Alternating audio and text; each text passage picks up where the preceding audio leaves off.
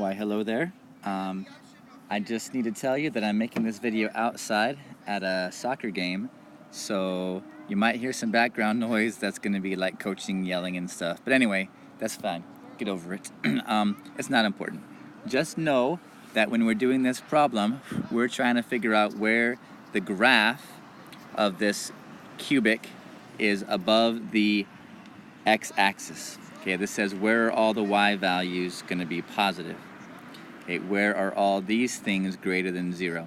So what we have to do first is find the solutions to this cubic. Now I'm going to do this by factoring. I notice that this one is actually factorable. Okay, factor by grouping, that is. So I'm going to put parentheses around the first two pairs of things and parentheses around the second two pairs. Now the first ones have an x squared in common. So I pull the x squared out, leaving me with an x plus 5 in parentheses. And the next two groups have a negative 4 in common, leaving me with an x plus 5 in parentheses. So when is this thing greater than 0 is the question. Okay, so now I have this as a common multiplier. Both of these things are common multiplied by x plus 5. So I factor the x plus 5 out, and that leaves me with an x squared minus 4. So now I have the product of two things, but this one is further factorable. So I'm going to factor that one down as well. So x squared minus 4 factors 2, x minus 2, and x plus 2. So now that I have my polynomial in factored form, I can quickly figure out what the zeros happen to be.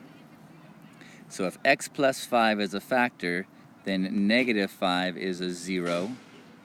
Here, positive 2 is a 0. And here, negative 3 are my zeros. So this is good because I know now where this graph crosses the x-axis. So let me quickly sketch some x-axes on here. There's my y-axis and here's my x-axis. So I have an x-intercept at negative 5. We'll put that here. At negative 3, we'll put that here. And that's a 3. And at positive 2, so we'll put that one here. Now, according to what I know about cubics, this is a positive cubic, so it should start down here in the bottom, come up through negative 5, go back down through negative 3, and then come up again through positive 2, okay, with a y-intercept of negative 20.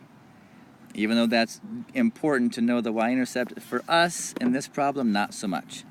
So what we're looking for is when is this graph above the x-axis. So it looks like it's above the x-axis in between here and above the x-axis from 2 on over to the right. So now we just have to express that as an interval. So in interval notation, that would be the interval from negative 5 to negative 3. In between those two numbers, the graph is above. And anytime the graph is bigger than 2, the y values are above the x-axis. And those are the intervals for which that function is positive. Thank you very much for watching. Hopefully it wasn't too noisy.